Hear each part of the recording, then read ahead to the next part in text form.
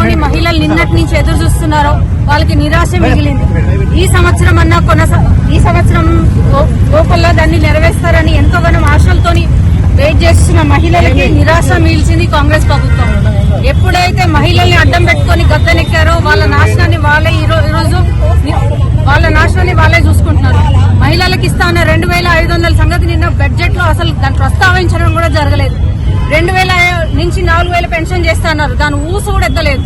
అలాగే 18 సంవత్సరాలు నిండిన మహిళలకు అమ్మాయిలకి స్కూటీలు ఇస్తున్నారు, దాని గురించి స్కూటీలు లేవు, అన్ని లూటీలే చేస్తున్నారు కానీ స్కూటీలు ఇంతవరకు దాని గురించి మాటలేదు. బడ్జెట్ ఏదైతే 2,90,000 కోట్ల చిల్లరలు బడ్జెట్ ఏదైతే ప్రవేశపెట్టినరో అసలు ఏ విధంగా మీరు ప్రవేశపెట్టినరు దాన్ని మన ఆదాయం మన రెవెన్యూ రాష్ట్ర రెవెన్యూ తెలిసి కూడా ఇలాంటి పైన పటారం లోన లోటారం బడ్జెట్ ని ప్రవేశపెట్టి ఎవరిని మోసం చేద్దామని మీరు రేవంత్ రెడ్డి గారు బట్టి విక్రమార్క గారు ఈ బడ్జెట్ ని ప్రవేశపెట్టినరు. అంగడికి వెళ్ళి గొంగడి తెచ్చుకున్నట్టు ఉంది. వాళ్ళు చెప్పినది ఒకటి చేస్తుంది ఒకటి. హామీలు నెరవేరుతాయని నిన్నటి నుంచి ఏవైతే మహిళలు 2,500 వాళ్ళ స్కూల్ ఫీజులే గాని చిన్న చిన్న అవసరాలకి పనికొస్తాయని రాష్ట్ర ప్రభుత్వాన్ని నమ్మి ఓటేసిన వాళ్ళకి నిరుత్సాహం మిలిచిండ్రు.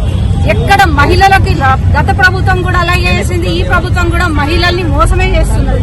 గత ప్రభుత్వం కూడా అది చేస్తాం ఇది చేస్తామని గద్దెనెక్కిరు. ఇప్పుడు కూడా ఈ ప్రభుత్వం కూడా అదే వాగ్దానాలను పెట్టుకొని గద్దెనెక్కిన వాళ్ళు ఆ గద్దెనెక్కిన తర్వాత మహిళలకు సంబంధించిన బడ్జెట్ ని మాత్రం విస్మరించినారు.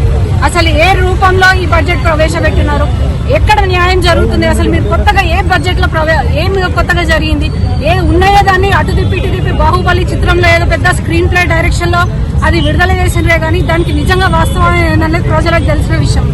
మేము భారతీయ జనతా పార్టీ నుంచి డిమాండ్ చేస్తున్నాం, ఖచ్చితంగా రాను